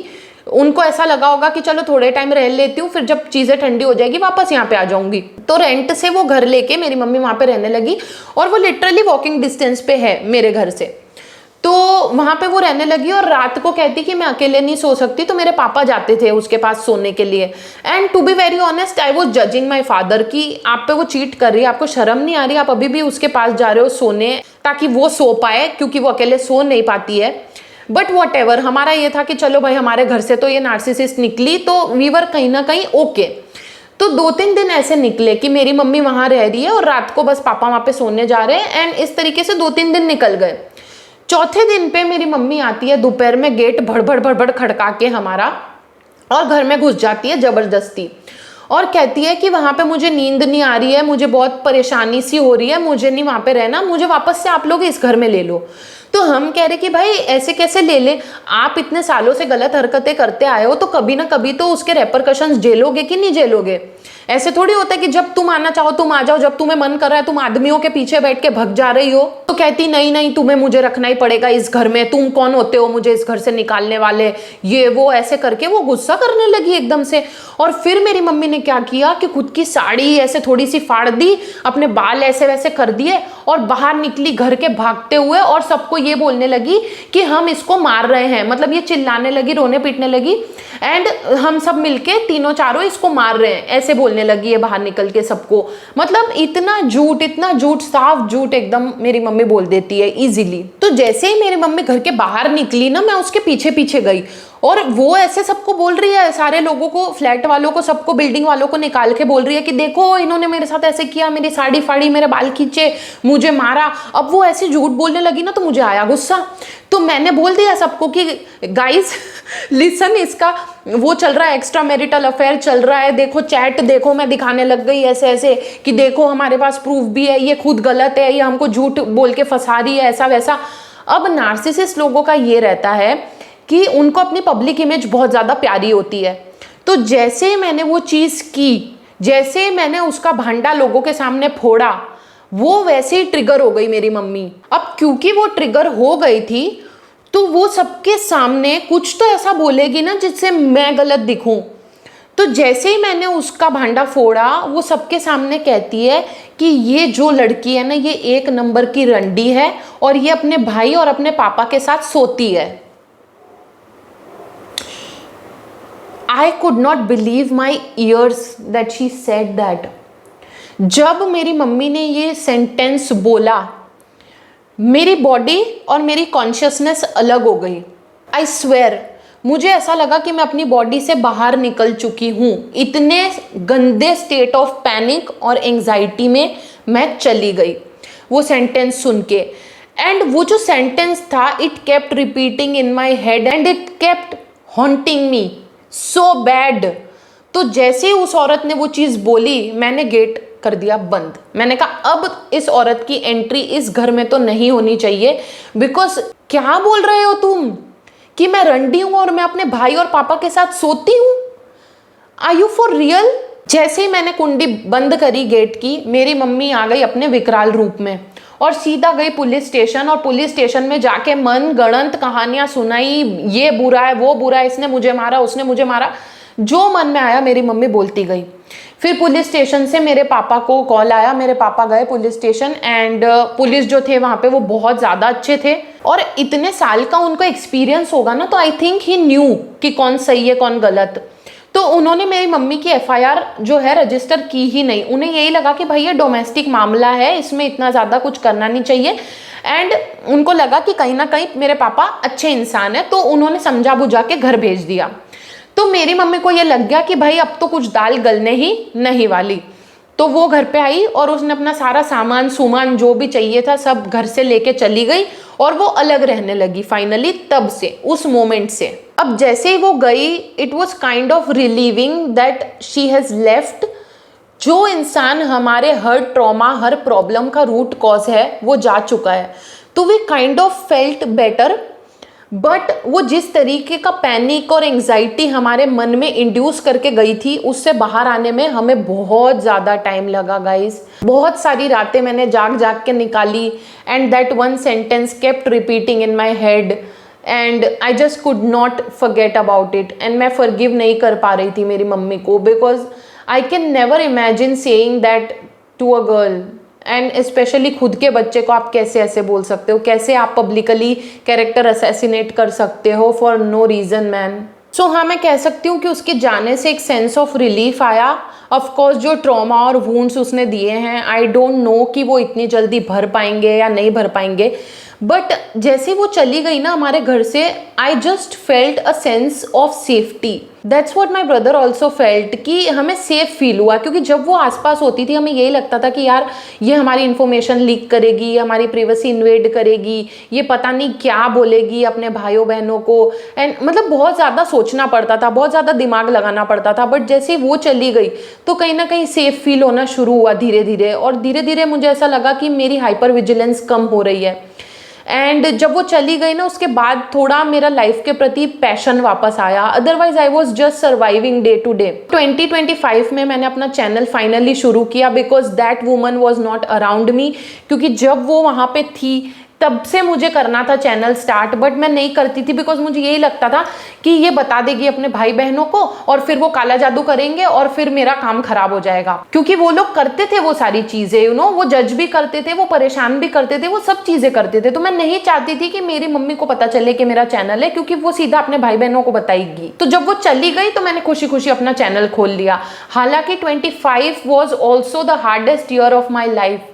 बहुत ज़्यादा परेशान थी मैं उस साल में भी, लेकिन I kept persisting, I kept showing up on this YouTube channel. कितनी बार ऐसा होता था कि मेरा मेंटल ब्रेकडाउन हो रखा है, पूरा पैनिक अटैक हो रखा है, और आधे घंटे बाद में वीडियो फिल्म करने बैठ रही हूँ। I did all of that and I was able to do all of that because that negative person was not around me. वो औरत मेरी क्रिएटिविटी, मेरा पैशन, मेरा ग्रोथ सब कुछ रोक रही थी। बहुत ज़्यादा अनसेफ लगता था उस औरत के around, but I am glad कि सालों की परेशानियों के बाद finally that woman was out of our life. You know guys, this is the most painful chapter of my life. ये जो मेरी माँ का चैप्टर है ना, it is the most painful chapter of my life. इसके बारे में बात करना is so painful, and you know sometimes I think कि I don't know why she treated me the way she treated me, I don't know why she hated me so much. Sometimes I wish I was never born because maybe she was burdened with motherhood, so her pain bled into me, and now I will spend whole of my lifetime healing something that she couldn't. Guys, अगर आप में से कोई भी लोग ऐसे narcissistic toxic लोगों के अराउंड रहते हैं, I know it is very painful to be in that situation. मुझसे ज़्यादा कौन समझेगा? I know it is very unfair. But आपको ये मानना पड़ेगा कि ये लोग नहीं सुधरेंगे। Please give up on them and think about your wellbeing, and please don't give up on yourself. Don't give up on yourself, because I receive so many emails and messages, people telling me, बच्चे मुझे बोल रहे हैं कि हमारी mummy narcissistic है, हमारे पापा नार्सिसिस्टिक हैं, एंड हमें मन करता है खुद को ख़त्म कर देने का. No baby, if I can do this, you can do this too. If I can survive this, you can survive it too. And if I can make an okayish life for myself, even after going through all this, you can do it 10 times better. Why are you giving up? Please, I'm requesting you, please don't give up on your life. उससे निकलने का रास्ता ढूंढो. Everything is figure outable if you want to. तो हर चीज़ का solution है अगर आप ढूंढो तो प्लीज़ वहाँ से निकलने का रास्ता ढूंढो, चाहे वो मुश्किल हो, कैसा भी हो. लेकिन उस टॉक्सिक एनवायरनमेंट में रहने से ज़्यादा अच्छा होगा कि तुम उसमें से निकल जाओ. क्योंकि क्या होता है, जब आप एक टॉक्सिक एनवायरनमेंट में रहते हो ना, तो वो आपकी ग्रोथ को कम्प्लीटली रोक देता है, आपके पैशन को ख़त्म कर देता है. और क्या होता है कि जब आप नहीं अचीव कर पाते ना चीज़ें अपनी लाइफ में, तो यही टॉक्सिक घर वाले कहते हैं कि आप एक फेलियर हो. तो please don't think about these toxic people, please think about your future. And जब हम ऐसे लोगों के अराउंड रहते हैं ना, जैसे किसी की फैमिली टॉक्सिक होती है, किसी के पेरेंट्स टॉक्सिक हैं, कुछ है अलग अलग सिचुएशन है सबकी, तो जब हम ऐसे लोगों के अराउंड रहते हैं जिन्होंने हमें इतना पेन दिया है, हम हमेशा एक क्लोजर की उम्मीद रखते हैं, हम हमेशा एक अपॉलॉजी की उम्मीद रखते हैं, हम हमेशा ये सोचते हैं कि कभी तो ये इंसान को समझ आएगा कि इसने हमारे साथ गलत किया है। उसे कभी समझ नहीं आने वाला। अगर उसे समझ आना होता ना तो आज तक आ गया होता। इतना टॉर्चर तुम्हें वो करते ही नहीं। So let that apology die in their throats. You have a life to live. So yeah guys, this was it. I think this was the whole story. I think मैंने सारी चीज़ें कवर कर दी कि मेरी मम्मी कैसी थी, वो कैसे निकली हमारे घर से, सब कुछ मैंने बता दिया। अभी भी जो मेरी मम्मी हैं वो अलग से रेंट के घर में ही रहती हैं, वो अकेले रहती हैं। मेरे पापा कभी कभी अभी भी सोने जाते हैं वहाँ पे। मेरे पापा का कांटेक्ट है उससे। मेरी मम्मी मेरी दादी से भी कभी कभी बात करती है और मेरे भाई से भी करती है। और मेरी मम्मी ने इस तरीके से सबको मैनिपुलेट कर दिया है अब कि वो सब लोग मुझे हेट करते हैं और मैं एकदम अकेली पड़ गई हूँ और मैं अकेली इस घर में रह रही हूँ। Nobody cares about me. They don't even pick up my call. कभी पिकअप कर लेते हैं तो ठीक है, वरना mostly they don't pickup, they don't call. And मैं एकदम अकेली हो गई हूँ। सो ये सब मेरी मम्मी की वजह से हो रहा है, बिकॉज वो बहुत खुंदक खा के बैठी हुई है मुझसे, ऑब्वियसली, बिकॉज कहीं ना कहीं मैं रीज़न हूँ उनके वहाँ से निकलने का, उस घर से निकलने का। तो वो मुझे जिम्मेदार ठहराती हैं कि मेरी वजह से उनका घर टूटा, उनकी हरकतों की वजह से, उनकी चीटिंग की वजह से उनका घर टूटा। नहीं नहीं, मेरी वजह से उनका घर टूटा। तो I am the one who is to blame for everything, because I am the eldest daughter and it is the easiest to make the eldest daughter the villain. I am the black sheep of my family, जिसको सब छोड़ देते हैं, लेकिन जब जरूरत होती है तब उसी के पास वो आते हैं। I am that person, yes, जो हमेशा देती रहती है लोगों को, लेकिन जब रिसीव करने की बारी आती है तो कोई उसके लिए कुछ भी नहीं करता। So yes, my mom is still making my life hell, but कोई बात नहीं, कर्मा एग्जिस्ट करता है and it is going to hit her 10x very soon. I have faith in God. That's it guys, यही पूरी स्टोरी थी। अगर आपके कोई क्वेश्चंस हो तो मुझे कमेंट सेक्शन में पूछ लेना। एंड मैंने बहुत सारे वीडियोस इस टॉपिक पे पहले भी डाले हुए हैं, तो अगर आप कोई इंसान हो जो पहली बार मेरी ये वीडियो देख रहा है और आपको इस टॉपिक पे और जानना है मेरी लाइफ के बारे में, तो आप वो वीडियोस भी देख लेना। अगर मुझसे हुआ तो मैं एक प्लेलिस्ट ही बना दूंगी ताकि आप सारे वो वीडियोस एक साथ देख सको। एंड या मैंने कोशिश की सारी चीज़ें इसमें कवर करने की, लेकिन फिर भी आपके कोई भी क्वेश्चन हो तो मुझसे पूछ लेना। Thank you so much for listening to me, thank you so much for understanding me. तुम लोग बहुत ज़्यादा प्यारे हो। आई स्वेयर मेरी जो ऑडियंस है, it is the best audience ever, touch wood. I am so blessed. I love you guys so much and I hope that you get everything that you desire and more. I love you. Bye.